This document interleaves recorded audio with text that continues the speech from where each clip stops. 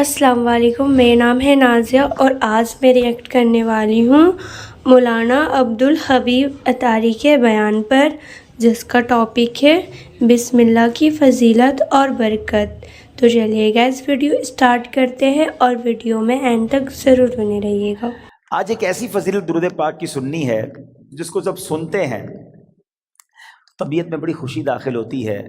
دنیا میں آپ نے بہت پیارے پیارے پھل دیکھے ہوں گے، فروٹس، اور تقریباً سبھی کو فروٹس پسند ہوتے ہیں۔ کئی پھلوں کا ذکر قرآن مجید میں بھی موجود ہے، اور دنیا میں جائیں ٹریول کریں تو ہر ملک کی ایک خاص بات ہوتی ہے کہ فلاں پھل جو ہے وہ فلاں ملک میں پایا جاتا ہے۔ مگر آج جس قسم کے پھل کی میں بات کرنے جا رہا ہوں، ایسا پھل شاید دنیا میں آپ نے کہیں نہیں دیکھا ہوگا۔ مسلمانوں کے چوتھے خلیفہ مولا کائنات حضرت علی المرتضیٰ شیر خدا کرم اللہ تعالی وجہ الکریم فرماتے ہیں کہ اللہ پاک نے جنت میں ایک درخت پیدا فرمایا ہے۔ اب وہ درخت کیسا ہے؟ فرمایا جس کا پھل سیب سے بڑا، انار سے چھوٹا، مکھن سے زیادہ نرم اور شہد سے بھی میٹھا ہے۔ سائز بھی بتائی گئی، نرم کیسا ہے اور ذائقہ کیسا ہے، اور سبحان اللہ خوشبو کیسی، فرمایا مشک سے بھی زیادہ خوشبودار ہے۔ پھل میں یہی تو دیکھا جاتا ہے نا، ذائقہ کیسا ہے، اس کی سافٹنس، اور پھر اس کے بعد جو ہے اس کی خوشبو کیسی ہے۔ تو اب یہ ملے گا کس کو؟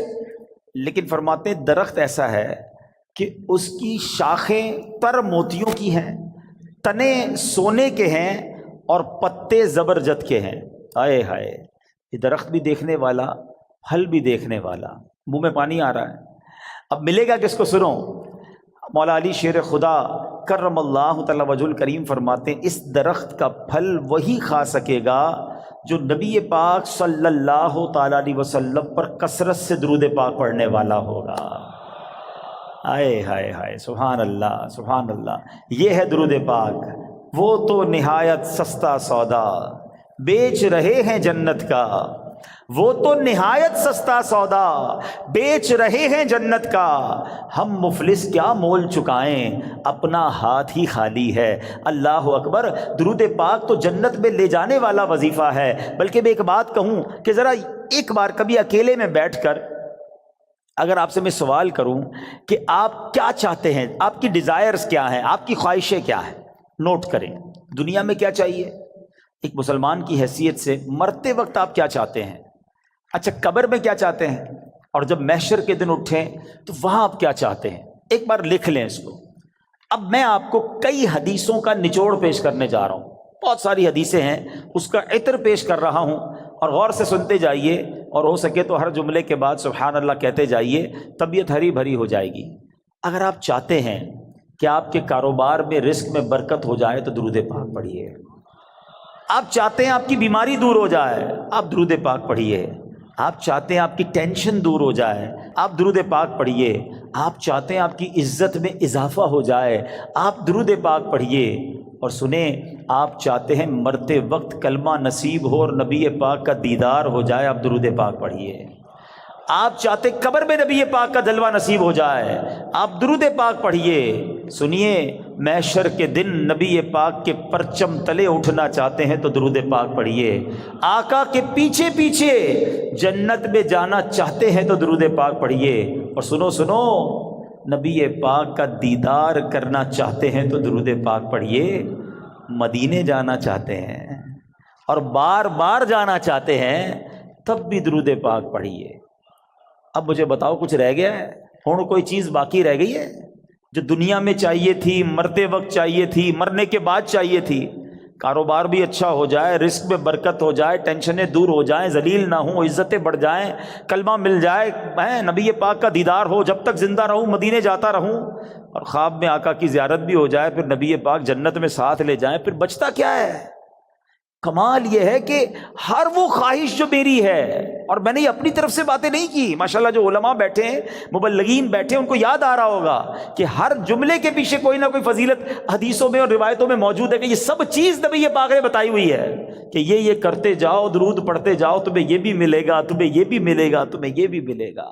جبھی تو شاعر نے کہا نا، ہر درد کی دوا ہے صلی علی محمد. Whatever calamity you have, whatever problem, کوئی مسئلہ ہے نا, بتا تو رہا ہوں کہ ہر درد کی دوا ہے.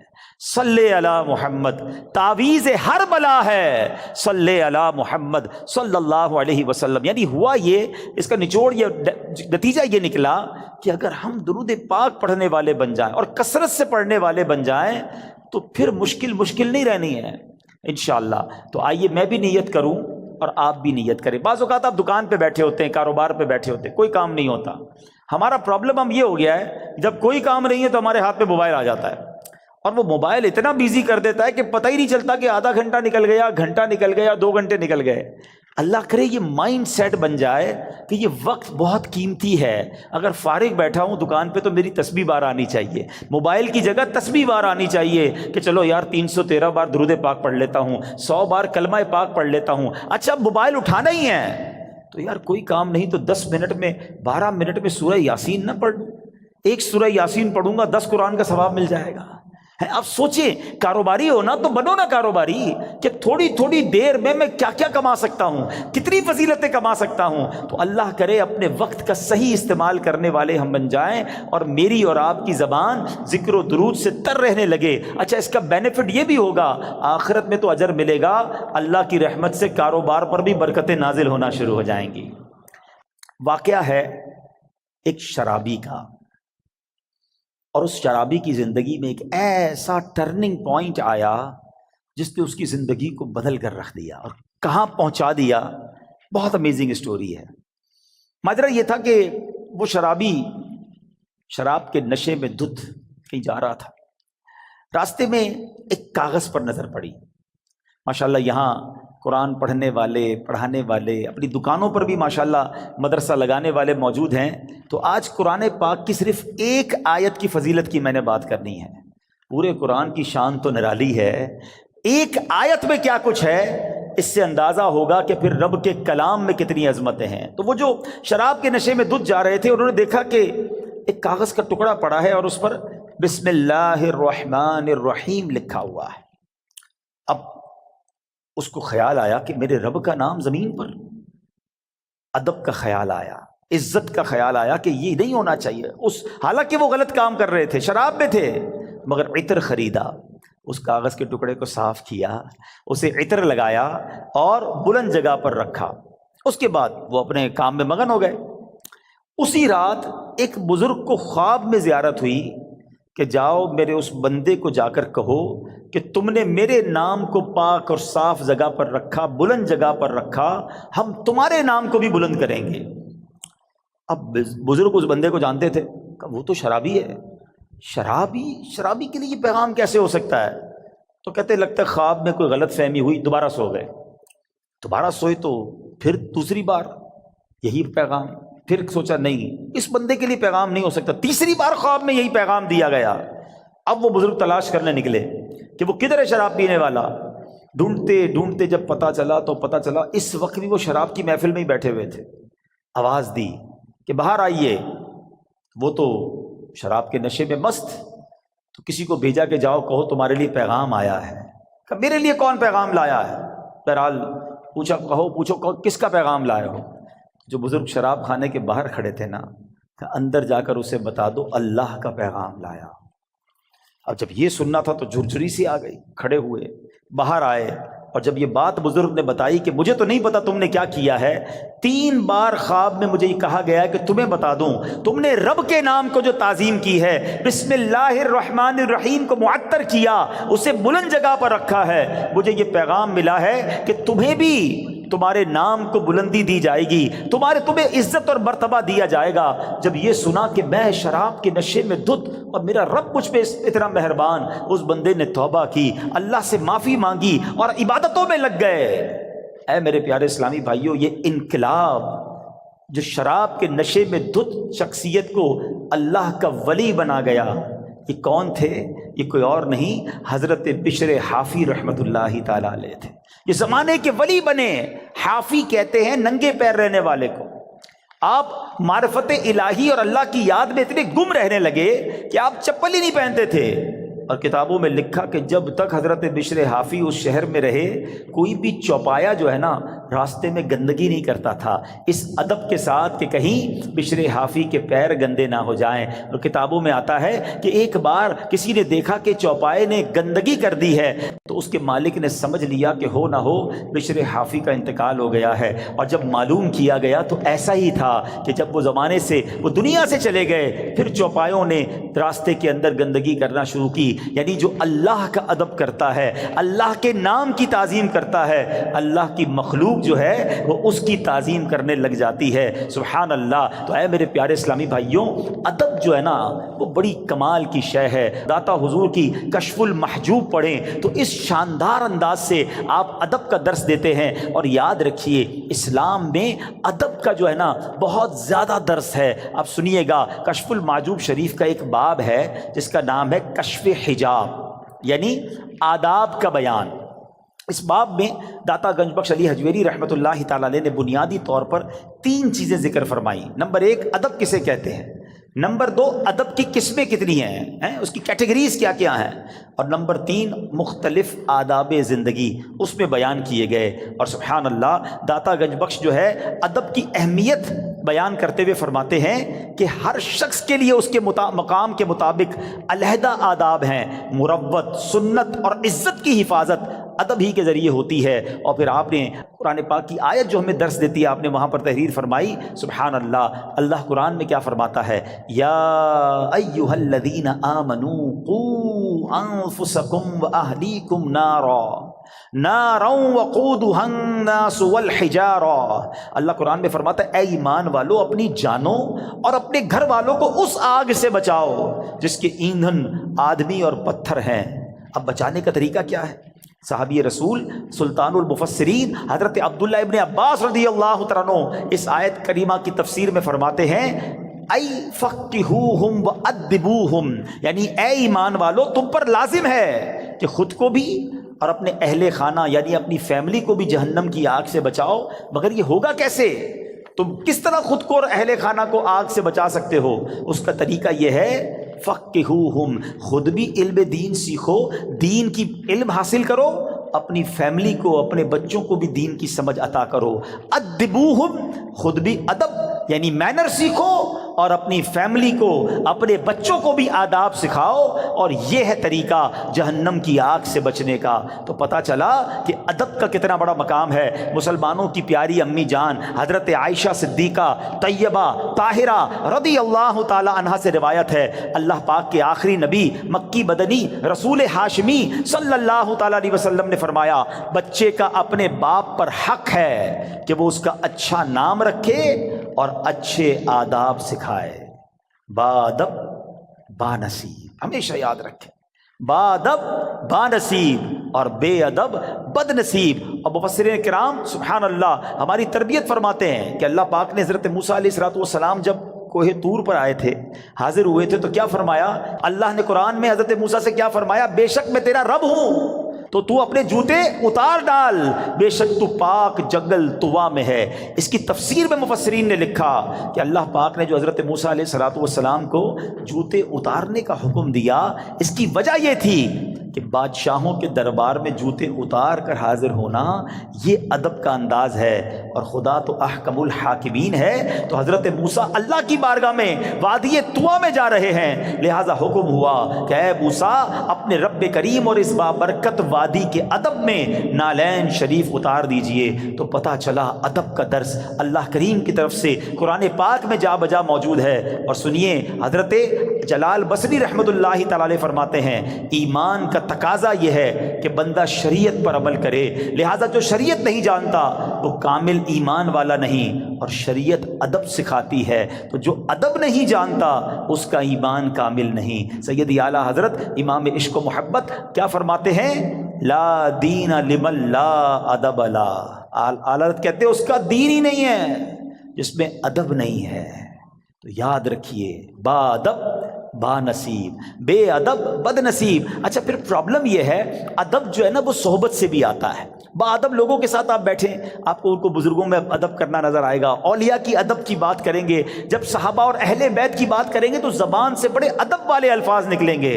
مگر آج پرابلم یہ ہے کہ بے ادبوں سے دوستی، بے ادبوں کی باتیں سنتے سنتے زبان بھی بے ادب ہو جاتی ہے۔ تو اے میرے پیارے اسلامی بھائیوں، آج سیدی اعلیٰ حضرت کا یہ پیغام لے جاؤ، لا دین لمن لا ادب لا، اس کا دین ہی کمپلیٹ نہیں ہوتا ہے جس کے اندر ادب نہیں ہوتا ہے۔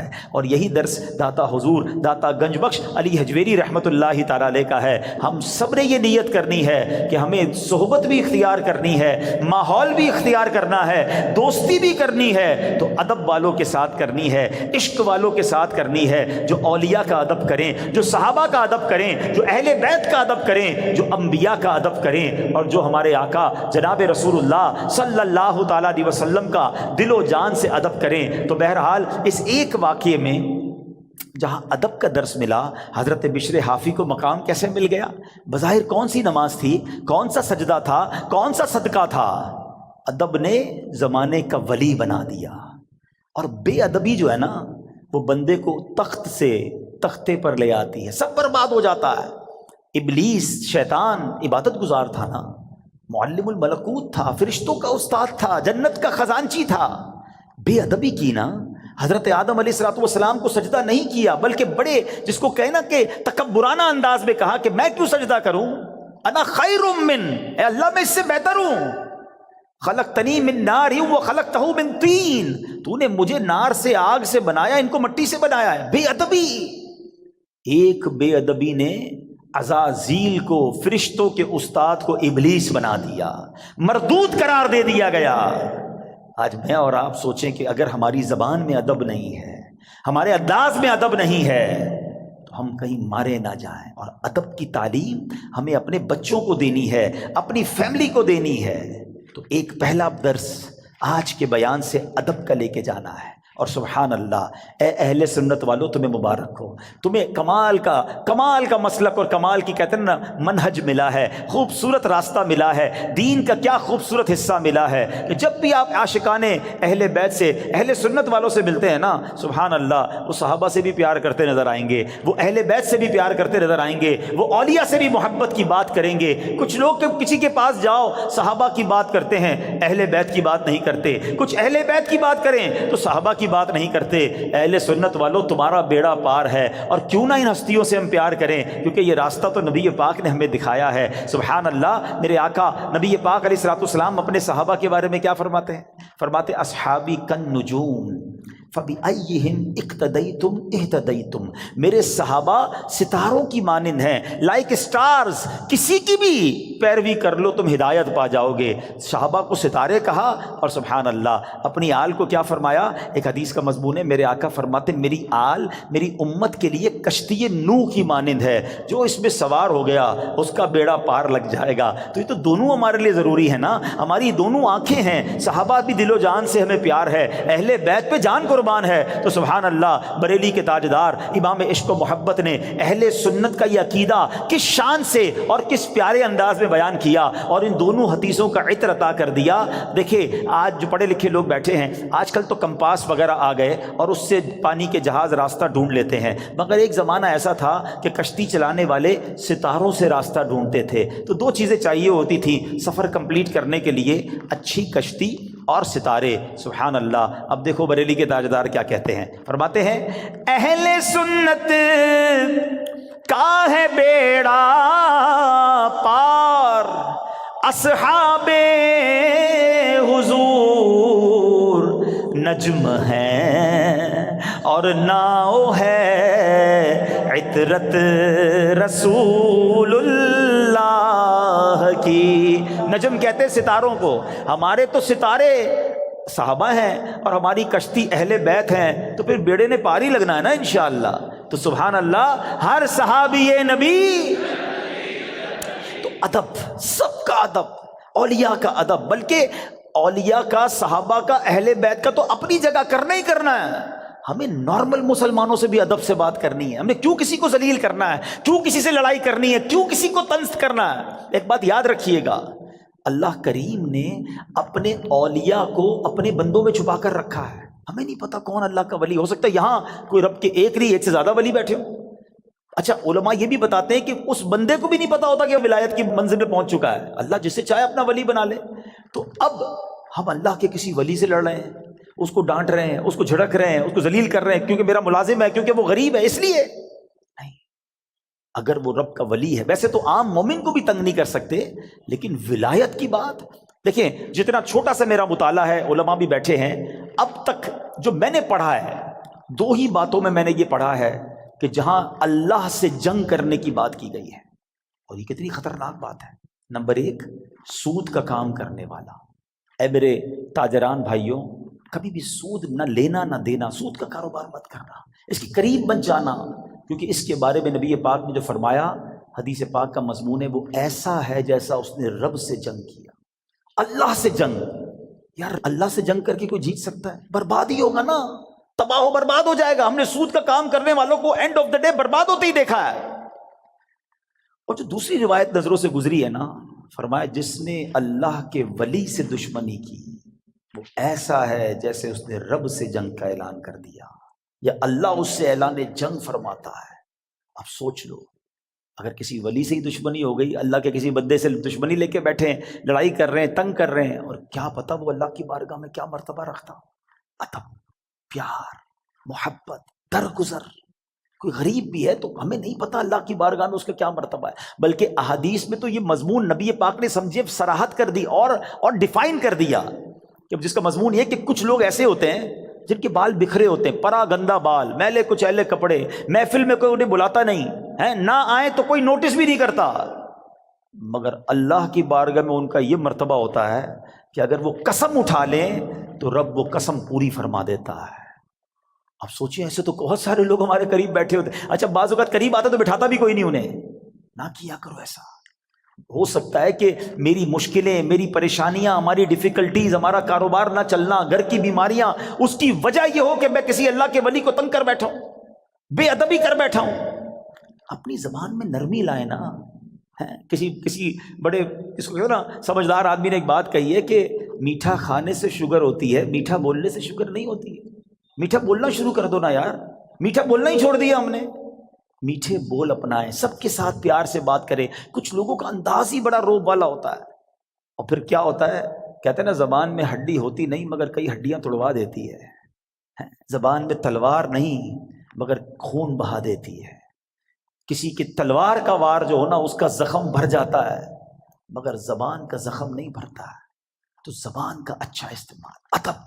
آج یہ درس لے کے جاؤ کہ انشاءاللہ. اچھا اب ادب کیسے ملے گا؟ با ادب لوگوں کے ساتھ بیٹھ کر ملے گا. تو الحمدللہ دعوت اسلامی کا ماحول جہاں آپ کو ادب ہی سکھایا جاتا ہے.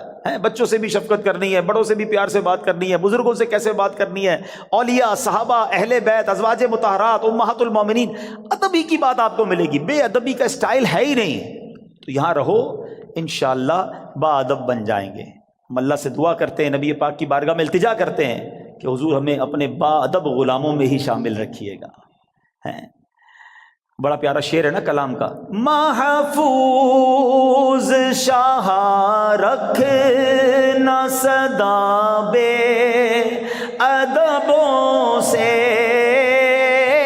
محفوظ شاہ رکھنا صدا بے ادبوں سے, اور مجھ سے بھی سر زد نہ کبھی بے ادبی. تو انشاءاللہ با ادب رہیں گے انشاءاللہ. اب دوسرا درس اس واقعے سے کیا ملتا ہے؟ سبحان اللہ, بسم اللہ الرحمن الرحیم. ایک آیت, اس کا کمال ہی اور ہے, اس کے راز ہی اور ہیں, اس کے اسرار ہی اور ہیں. قرآن پاک کی تو شان ہی نرالی ہے, مگر آج فقط کچھ باتیں میں آپ کو اللہ کے اس مبارک کلام کی اس ایک آیت کے رموز, اسرار, سیکرٹس, فضائل سنے تو عقل حیران ہو جاتی ہے. سبحان اللہ. بے ایمانوں کو ایمان دینے والی یہ آیت ہے. ذرا واقعہ سنیے گا. ایک یہودی تھا, نان مسلم, ایک یہودن پر عاشق ہو گیا. اور عشق مجازی کا اس پر ایسا غلبہ ہوا کہ یہ مجنون جیسا ہو گیا، نہ کھانے پینے کا ہوش تھا، نہ آرام کرتا تھا، بڑا پریشان۔ اس زمانے میں اللہ کے ایک ولی تھے حضرت عطا رحمۃ اللہ تعالی علیہ، ان کے پاس آیا اور کہا کہ حضور میں بہت پریشان ہوں، وہ فلاں سے عشق ہو گیا ہے، چین ہی نہیں آتا۔ آپ اللہ والے تھے، آپ نے ایک کاغذ کے ٹکڑے پر بسم اللہ الرحمن الرحیم لکھا اور کہا یہ کھا جاؤ۔ اس نے وہ کاغذ کا ٹکڑا نگل لیا کہ شاید میرا کام بچ جائے گا، سچی بات ہے اس کا کام بن گیا۔ ہوا یہ کہ جیسے ہی اس نے کاغذ کو نکلا نا، اس کے دل کی دنیا ہی بدل گئی، ایمان کی مٹھاس ملنے لگی اور اس کے دل میں نور ظاہر ہو گیا۔ عورت کے عشق کو چھوڑا اور کہتا حضور بس اب مجھے کچھ اور نہیں چاہیے، جس رب کا نام اندر گیا ہے اب کلمہ پڑھائیے، مجھے مسلمان کر دیجئے۔ صرف بسم اللہ الرحمن الرحیم کاغذ پہ لکھا ہوا پیٹ میں جاتا ہے۔ اب اس یہودن کو پتہ چل گیا کہ میرا عاشق تو مسلمان ہو گیا ہے۔ وہ بھی حضرت کی بارگاہ میں آئی اور کہا کہ میں ہی وہ عورت ہوں کہ جس کے عشق میں وہ مبتلا تھا، وہ مسلمان ہو گیا ہے۔ اب مجھے خواب میں روزانہ کوئی کہنے والا کہتا ہے کہ اگر تجھے جنت میں اپنا ٹھکانہ دیکھنا ہے نا تو جا اور حضرت عطا کے پاس جا، تجھے اپنا جنت میں ٹھکانہ دکھائیں گے۔ تو حضرت میں آپ کے پاس آئی ہوں، بتائیے جنت کہاں ہے؟ حضرت عطا نے کہا کہ جنت کا ارادہ ہے تو پہلے تجھے اس کا دروازہ کھولنا پڑے گا نا، جنت میں جانا ہے تو ڈور اوپن کر۔ تو وہ کہتی جنت کا دروازہ میں کیسے کھولوں؟ فرمایا بسم اللہ الرحمن الرحیم پڑھ۔ آپ نے فرمایا جنت کا دروازہ کھولنا ہے نا، بسم اللہ الرحمن الرحیم پڑھ۔ جیسے ہی اس نے بسم اللہ الرحمن الرحیم پڑھا، دل میں نور بڑھنے لگ گیا۔ کہتی حضور بس اب مجھے اسلام میں داخل کیجئے۔ اس نے کلمہ پڑھا اور بسم اللہ شریف کی برکت سے وہ بھی مسلمان ہو گئی۔ اسی رات جب وہ نو مسلم خاتون جو ہے رات کو سوئی تو خواب میں جنت میں داخل ہوئی، خوبصورت محل دیکھا، گنبد دیکھے، ایک گنبد پر لکھا تھا بسم اللہ الرحمن الرحیم لا الہ الا اللہ محمد الرسول اللہ۔ عورت نے یہ الفاظ پڑھے تو کسی پکارنے والے نے کہا اے پڑھنے والی، اللہ پاک نے یہ سب تجھے عطا فرما دیا ہے۔ ہائے ہائے ہائے، بسم اللہ کی برکت ہے، ہم نے پائی جنت ہے، کتنی اچھی قسمت ہے، یہ سب رب کی رحمت ہے۔ تو بسم اللہ الرحمن الرحیم کی تو کیا ہی بات ہے۔ پیارے اسلامی بھائیوں، ایک پوری آیت یہ یاد رہے، شاید بہت سارے لوگوں کو پتہ نہیں ہوتا کہ دو صورتوں کے درمیان فاصلے کے لیے بسم اللہ الرحمن الرحیم کو اتارا گیا، اور یہ آیت قرآن پاک میں ایک جگہ قرآن کا حصہ بھی ہے، پارہ 19 سورہ نمل، اور یہ آیت کا حصہ ہے، اور اس کے معنی کیا ہے؟ اللہ کے نام سے ہے جو نہایت مہربان رحم والا۔ اچھا، اس کی فضائل کیسے کہ صحابی رسول حضرت جابر بن عبداللہ رضی اللہ تعالیٰ عنہ فرماتے ہیں کہ جب بسم اللہ شریف نازل ہوئی نا تو بادل مشرق کی طرف دوڑے، بادل مشرق کی سمت دوڑے، ہوائیں رک گئیں، سمندر کو جوش آ گیا، چوپایوں نے غور سے سننے کے لیے اپنے کان لگا دیے، اور شیطانوں کو آسمان سے پتھر مارے گئے۔ اور اللہ پاک نے فرمایا مجھے میری عزت و جلال کی قسم، جس چیز پر بسم اللہ الرحمن الرحیم پڑھی گئی میں اس میں برکت دوں گا۔ کاروباری لوگ بیٹھے، برکت چاہیے نا، کاروبار میں، رزق میں، معاملات میں بسم اللہ کو تھام لو۔ سبحان اللہ، آپ کو اندازہ ہے کہ بسم اللہ الرحمن الرحیم میں جامعیت کتنی ہے؟ سنتے جائیے۔ اللہ پاک نے بعض انبیاء کرام پر مختلف کتابیں اور صحائف نازل فرمائے جن کی تعداد 104 ہے، ٹھیک ہے؟ ان میں سے 60 صحیفے حضرت شعیب علیہ السلام پر، 30 صحیفے حضرت ابراہیم علیہ السلام پر، 10 حضرت موسیٰ علیہ السلام پر تورات شریف اترنے سے پہلے نازل ہو گئے تھے۔ پھر 4 بڑی کتابیں ہیں، تورات شریف، زبور شریف، انجیل مقدس اور قرآن مجید، ٹھیک ہے؟ اچھا، ان تمام صحیفوں کے مضامین قرآن پاک میں ہیں۔ قرآن پاک کے سارے مضمون سورہ فاتحہ میں ہے، اور سورہ فاتحہ کا سارا مضمون بسم اللہ الرحمن الرحیم میں ہے۔ اور سنو، بسم اللہ الرحمن الرحیم کا سارا مضمون بسم اللہ کے حرف با میں موجود ہے، اور اس کے معنی کیا ہے؟ بی کان ما کان و بی یکون ما یکون، یعنی جو کچھ بھی ہے مجھ یعنی اللہ پاک ہی سے ہے، اور جو کچھ ہوگا مجھ یعنی اللہ پاک سے ہی ہوگا۔ اللہ اکبر۔ یہ کمال ہے بسم اللہ الرحمن الرحیم کا کہ تمام صحیفوں اور قرآن مجید کا نچوڑ اس کے اندر موجود ہے۔ اور سبحان اللہ، بسم اللہ کے فضائل کتنے! امام فخر الدین رازی رحمۃ اللہ تعالی علیہ فرماتے ہیں بسم اللہ الرحمن الرحیم کے 19 حروف ہیں، ٹھیک ہے، اور دوزخ پر عذاب دینے والے فرشتے بھی 19 ہیں۔ تو آپ فرماتے ہیں کہ امید ہے ایک ایک حرف کی برکت سے ایک ایک فرشتے کا عذاب دور ہو جائے گا۔ بسم اللہ پڑھتے رہا کرو۔ اچھا، آپ فرماتے ہیں دن میں کتنے گھنٹے؟ دن رات میں 24 گھنٹے ہیں۔ فرماتے 5 گھنٹے 5 نمازوں میں گھیر لیے، 19 گھنٹوں کے لیے بسم اللہ الرحمن الرحیم کے 19 حروف عطا فرمائے۔ پس جو خوش نصیب بسم اللہ الرحمن الرحیم کا ورد کرتا رہے اور نماز 5 وقت پڑھتا رہے، اس کا ہر گھنٹہ عبادت میں کاؤنٹ ہوتا رہے گا۔ تو یہ کمال کا وظیفہ ہے۔ نارملی ہماری توجہ اس طرف نہیں جاتی ہے۔ اچھا، بعض اوقات ہم لوگ کہتے ہیں ہمارے کام ادھورے رہ جاتے ہیں، کام شروع کرتے ہیں، ڈیل بنتے بنتے رہ جاتی ہے، کام ادھورا رہ جاتا ہے، پوری نہیں ہو پاتی ہماری بات۔ سنیے، اللہ پاک کے پیارے اور آخری نبی صلی اللہ تعالیٰ علیہ وسلم نے فرمایا جو بھی اہم کام بسم اللہ سے شروع نہیں کیا جاتا وہ ادھورا رہ جاتا ہے۔ غور فرمائیے، یہ کیسی محرومی ہے۔ اگر اچھے اور اہم کام سے پہلے بسم اللہ نہ پڑھی جائے تو کام ادھورے رہ جاتے ہیں، اس میں برکت نہیں ہوتی۔ اب ہو سکتا ہے کہ ذہن میں خیال آئے کہ میں تو بسم اللہ نہیں پڑھتا، پھر بھی کام پورے ہو جاتے ہیں۔ تو اس کا جواب یہ ہے کہ کام کا بظاہر پورا ہو جانا اور بات ہے، اور اس میں برکت کا نہ ہونا اور۔ مثلا کسی نے بغیر بسم اللہ کے کھانا کھایا، کھانا پیٹ میں بھی گیا، پیٹ بھر بھی گیا، لیکن اب اس میں برکت اسے حاصل نہیں ہوگی، کھانا پوری طرح ہضم نہیں ہوتا، یا بعض اوقات جزو بدن نہیں بنتا، بہت ساری جناب اس میں پرابلم رہتی ہیں۔ تو بہرحال ہمیں جو ہے بسم اللہ شریف کا ورد کرنا چاہیے، اور ایسے ایسے واقعات اس کے فضائل میں کتابوں میں لکھے۔ امیر اہل سنت نے اپنی شورۂ آفاق کتاب فیضان سنت میں ایک کمال کا واقعہ لکھا کہ ایک مبلغ جو ہے، ایک داعی جو ہے، بسم اللہ کے فضائل بیان کر رہے تھے، تو ایک غیر مسلم عورت بھی بیٹھی تھی۔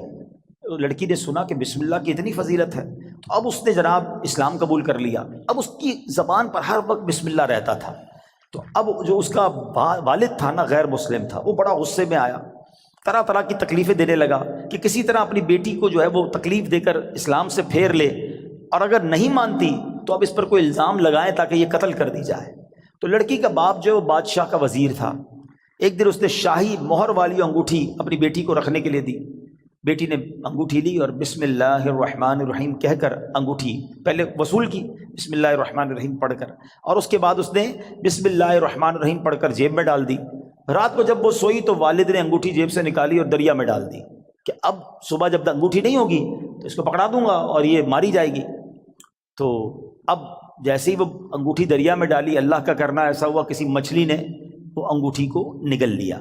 صبح کو ایک شکاری نے جال ڈالا، اتفاق سے وہی مچھلی جال میں آ گئی۔ اس نے لا کر، وہی مچھیرے نے اسی وزیر کو وہ مچھلی لا کے تحفے میں دی۔ وہ وزیر جو ہے اپنی بیٹی کو مچھلی دیتا ہے کہ بیٹی اس کو پکاؤ، تو بیٹی نے بسم اللہ الرحمن الرحیم پڑھ کر جو ہے وہ مچھلی کو کھولا، اس کو چاک کیا، اندر وہی انگوٹھی موجود تھی۔ پھر بسم اللہ پڑھی اور انگوٹھی اپنے پاس رکھ لی۔ والد صاحب نے ناشتے کے بعد کہا بیٹی وہ انگوٹھی کدھر ہے؟ بسم اللہ پڑھ کر وہ انگوٹھی واپس کر دی کہ یہ انگوٹھی واپس آ گئی۔ اللہ اکبر! اب باپ حیران کہ یہ کیسے ہوا؟ تو اس نے کہا میں نے تو کوئی بھی کام جو بھی کیا اللہ کے نام سے شروع کرتی گئی، رب نے مشکل سے نکال دیا۔ ہمارا پرابلم یہی ہے، ہم بہت ساری فضول باتیں کرتے ہیں، اللہ کا ذکر نہیں کرتے، اللہ کا نام نہیں لیتے۔ اپنے ہر جائز کام سے پہلے بس عادت بنا لو، بسم اللہ الرحمن الرحیم، بسم اللہ الرحمن الرحیم، پھر آپ اس کی انشاءاللہ برکتیں دیکھیں گے۔ سبحان اللہ! یہ جو ہم کھانا کھاتے ہیں نا، اس کے بارے میں آتا ہے کہ کھانے سے پہلے پیارے آقا علیہ الصلوۃ والسلام فرماتے ہیں کہ جس کھانے پر بسم اللہ نہ پڑھی جائے وہ کھانا شیطان کے لیے حلال ہو جاتا ہے۔ یعنی بسم اللہ نہ پڑھنے کی صورت میں شیطان اس کھانے میں شریک ہو جاتا ہے۔ ایک بار کیا ہوا کہ حضرت ابو ایوب انصاری فرماتے ہیں کہ ہم نبی پاک کے ساتھ حاضر تھے، کھانا پیش کیا گیا، ابتدا میں بڑی برکت ہو رہی تھی کھانے میں، اور تھوڑی دیر ہوئی تو بڑی بے برکتی شروع ہو گئی۔ تو ہم نے عرض کی یا رسول اللہ صلی اللہ تعالیٰ علیہ وسلم ایسا کیوں ہوا؟ تو نبی پاک علیہ الصلوۃ والسلام نے فرمایا ہم سب نے کھانا کھاتے وقت بسم اللہ پڑھی تھی، مگر ایک شخص تھوڑی دیر کے بعد آیا اور بغیر بسم اللہ پڑھے کھانے میں شامل ہو گیا، اس کے ساتھ شیطان نے بھی کھانا کھانا شروع کر دیا۔ تو کھانے کی بے برکتی بھی بغیر بسم اللہ کے ہوتی ہے۔ اچھا، پھر بی بی عائشہ صدیقہ فرماتی ہیں کہ جب کوئی شخص کھانا کھائے تو اللہ پاک کا نام لے، یعنی بسم اللہ پڑھے، اور اگر نہیں پڑھ سکا، شروع میں پڑھنا بھول گیا، تو پھر یوں کہے بسم اللہ اولہ و آخرہ، تو انشاءاللہ اس کی برکت سے وہ جو بے برکتی والا معاملہ ہے وہ بھی دور ہو جائے گا۔ اچھا، اب وہی والی بات کہ حفاظت کیسے ہوتی ہے بسم اللہ سے۔ ایک مرتبہ صحابی رسول حضرت خالد بن ولید رضی اللہ تعالیٰ عنہ، کچھ مجوسی آئے آتش پرست، کہا ہمیں ایسی کوئی نشانی بتائیں، اگر آپ اسلام سچا مذہب ہے تو کوئی ایسی نشانی بتائیں کہ ہم اسلام کی حقانیت کو مان لیں۔ تو حضرت خالد بن ولید نے زہر قاتل منگوایا اور بسم اللہ الرحمن الرحیم پڑھ کر اسے پی لیا۔ بسم اللہ کی برکت سے آپ پر اس زہر نے اثر نہیں کیا۔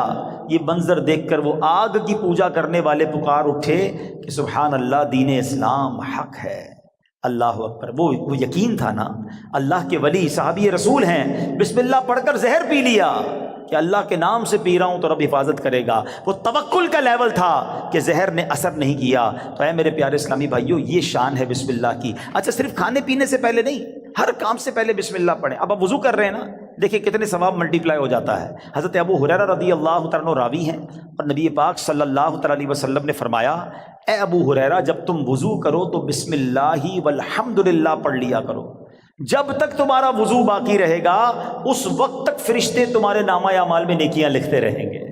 ہم تو وضو کرتے نماز پڑھ لیتے، لیکن جتنی دیر وضو رہے گا پڑھنا کیا ہے؟ ذرا دوہرا بھی لے میرے ساتھ، بسم اللہ والحمدللہ، بسم اللہ والحمدللہ، بسم اللہ والحمدللہ۔ اچھا، تفسیر نعیمی میں ایک اور جگہ کہاں بسم اللہ پڑھنا ہے، کہتے جو شخص کسی جانور پر سوار ہوتے وقت بسم اللہ اور الحمدللہ پڑھ لے تو اس جانور کے ہر قدم پر اس سوار کے حق میں ایک نیکی لکھی جاتی رہے گی۔ آپ جانور پر سواری نہیں کرتے، گاڑی میں بیٹھتے ہوئے پڑھ لیں بسم اللہ اور الحمدللہ، پھر پوری دعا بھی پڑھ لیں سبحان الذی سخر لنا، اگر وہ یاد ہے، نہیں تو کم از کم بسم اللہ اور الحمدللہ ضرور پڑھ لے۔ اسی طرح جو کشتی میں سوار ہوتے وقت بسم اللہ اور الحمدللہ پڑھ لے، جب تک وہ اس میں سوار رہے گا اس کے لیے نیکیاں لکھی جاتی رہیں گی۔ ثواب کا میٹر ہے، مگر ہم پڑھتے نہیں ہیں۔ اگر یہی ہمیں کوئی کہے کہ جناب آپ اپنی گاڑی میں بیٹھے اور بسم اللہ اور الحمدللہ پڑھ لیں، آپ آج کا پیٹرول فری ہو جائے گا، تو بندہ پھر بغیر بسم اللہ الحمدللہ پڑھے گا تو کبھی بھی نہیں بیٹھے گا۔ وہ چاہیے دنیا کا نفع بتاؤ مولوی صاحب، میں آپ کو آخرت کا نفع، نیکیوں کا نفع، ہر قدم پر ثواب کی آپ کو بشارتیں سنا رہا ہوں، تو پلیز اس وظیفے کو تھام لیجئے۔ اور ایک اور بات، اپنے بچوں کو بھی بسم اللہ کی عادت ڈالیں، یہ اللہ کو اتنا پسند ہے۔ آئے ہائے، ذرا واقعہ سنیے گا۔ حضرت عیسیٰ علیہ السلام جو ہے ایک قبر کے پاس سے گزرے، آپ اللہ کے نبی تھے، اللہ نے ایسی نگاہ دی تھی کہ آپ نے دیکھ لیا کہ قبر میں عذاب ہو رہا ہے۔ کچھ عرصے کے بعد آپ پھر وہاں سے گزرے تو قبر میں جو ہے وہ نور کی کرنیں ہیں، عذاب دور ہو گیا۔ تو آپ نے اللہ کی بارگاہ میں عرض کی کہ مولا، یہ پہلے عذاب اور اب اس کی قبر میں عذاب دور ہو گیا، نور برس رہا ہے، اس کا راز کیا ہے، سیکرٹ کیا ہے؟ سنو ذرا۔ اے وہ خوش نصیبوں جو اپنے بچوں کو قرآن پڑھاتے ہو، اے وہ خوش نصیبوں جن کے بچے حافظ بن رہے ہیں، اے وہ اسلامی بھائیوں تمہیں مبارک ہو جو بچے کو دین سکھاتے ہو۔ باپ گناہ گار، قبر میں عذاب ہو رہا تھا، اللہ کی طرف سے ارشاد ہوا جب یہ انتقال کیا نا اس بندے نے، بڑا گناہ گار تھا، اس کی وجہ سے عذاب ہو رہا تھا، لیکن جب اس کا انتقال ہوا اس وقت اس کی وائف جو تھی پریگننٹ تھی، امید سے تھی، اس کے انتقال کے بعد لڑکا پیدا ہوا۔ کچھ عرصے کے بعد یہ لڑکا اتنا بڑا ہو گیا کہ اس کی ماں نے اسے مدرسے بھیجا، مکتب بھیجا، استاد نے بچے کو بسم اللہ پڑھائی۔ اے موسیٰ، مجھے حیا آئی، مجھے شرم آئی کہ میں اس شخص کو زمین کے اندر عذاب دوں جس کا بچہ زمین کے اوپر مجھے رحمان اور رحیم کے نام سے پکار رہا ہے۔ ہائے ہائے ہائے، میرا بچہ قرآن پڑھے اور میری قبر میں رحمتوں کی برسات ہو جائے، اور مجھے کیا چاہیے؟ خدا را اپنے بچوں کو قرآن پڑھاؤ۔ ہم لوگ آج لگ گئے، دوڑ میں لگ گئے، جناب فلاں یونیورسٹی، فلاں کالج، فلاں ڈگری، فلاں پی ایچ ڈی، فلاں software. We are not against, ہم دعوت اسلامی والے دنیا کی پڑھائی کے خلاف نہیں ہیں، لیکن دنیا کے پیچھے اتنا تو مت بھاگو نا کہ ہم اپنے دین کو ہی بھول جائیں، ہمارے بچوں کو قرآن ہی نہ آئے، ہمارے بچے حدیث ہی نہ جانے، ادب ہی نہ جانے۔ آج جناب بہت زیادہ ہم آگے دنیا کی طرف چلے گئے. میں 2-3 ایگزامپل دیتا ہوں. اگر آپ کو لگتا ہے ایسا نہیں ہے تو کبھی گھر میں ڈنر پر بیٹھے ہوں, بچے ساتھ ہوں, فیملی ساتھ ہو, ایک چھوٹا سا ٹیسٹ لو نا اپنے بچوں اور فیملی کا. چلو بچوں آج ایک چھوٹا سا ایک ٹیسٹ لیتے ہیں. وہ انٹرسٹ بھی لیں گے, بیٹا جاؤ کاپی پینسل لے کر آ جاؤ, ٹھیک ہے. ان کو کہیں بیٹا پہلے صفحے پہ لکھو کہ تمہیں کتنے کرکٹرز کے نام یاد ہیں. تو ہو سکتا ہے کسی کا بیٹا یہ بھی کہے کہ ابا جان صرف نام لکھنے ہیں, آگے ریکارڈ بھی لکھنے ہیں, وہ بھی یاد ہوتے ہیں, ٹھیک ہے.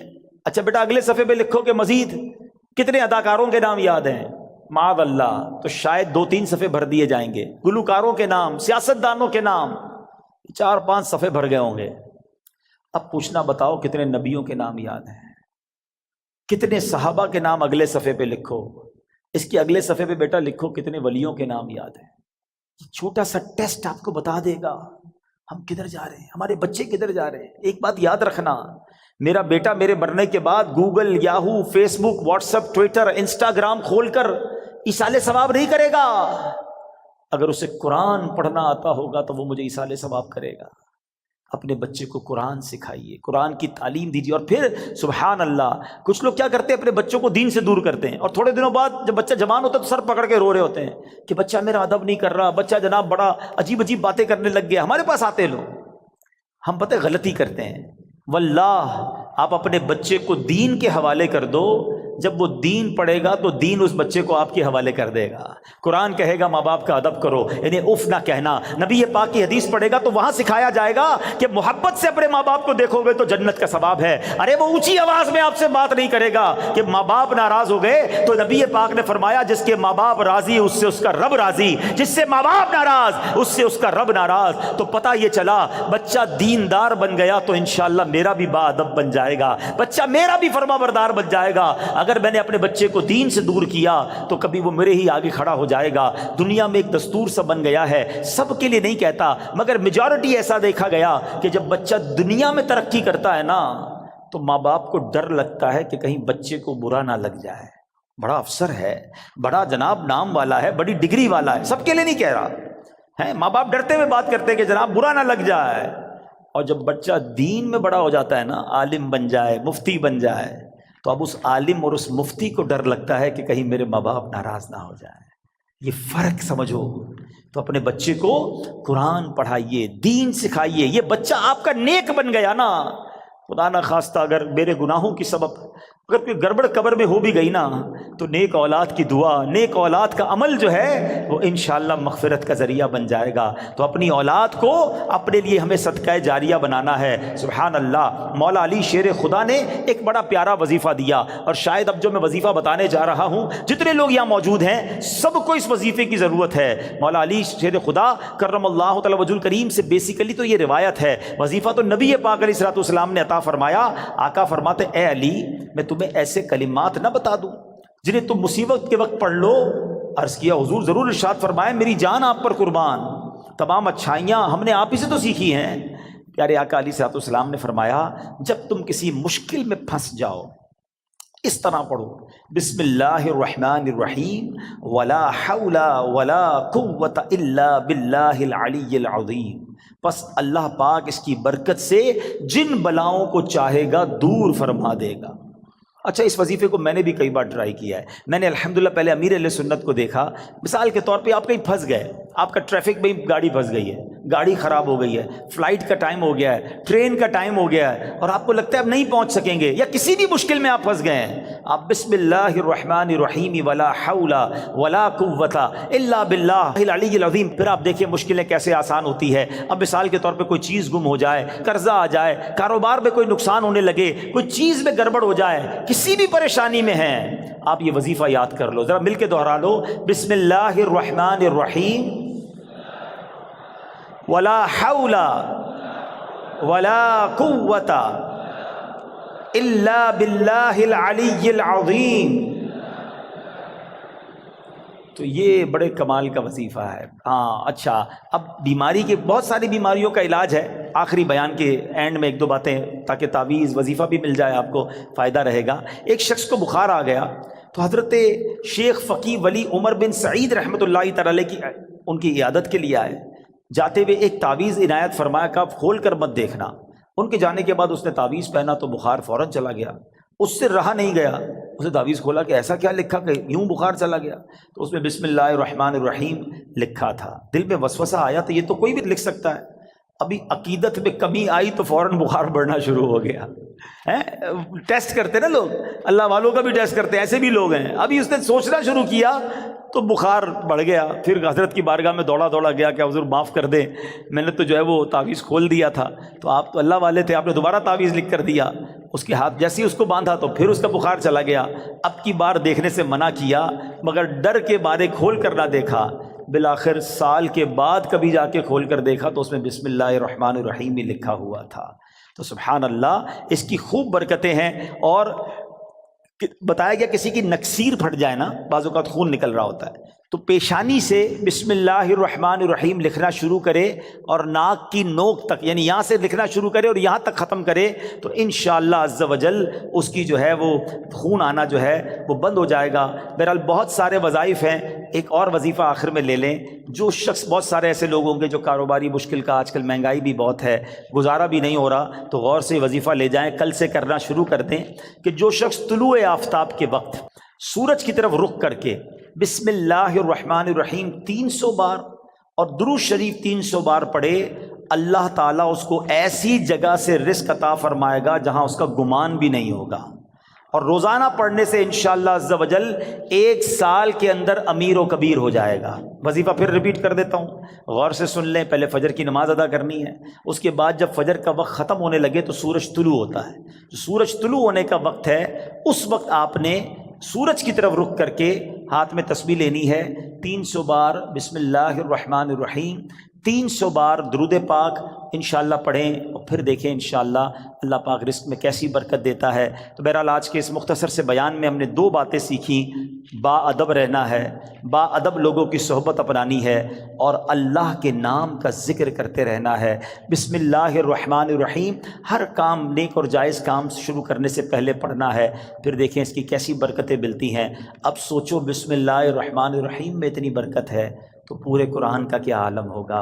مبارک ہو انہیں جو قرآن پاک پڑھنے والے ہیں، پڑھانے والے ہیں۔ آپ کو ایک اور فضیلت سنا دوں جو مدرسۃ المدینہ بالغان والے ہیں، آئے ہائے، حضرت عثمان غنی رضی اللہ تعالیٰ عنہ، اور آپ فرماتے ہیں خیرکم من تعلم القرآن وعلمہ، تم میں بہترین وہ ہے جو قرآن سیکھے اور دوسروں کو سکھائے۔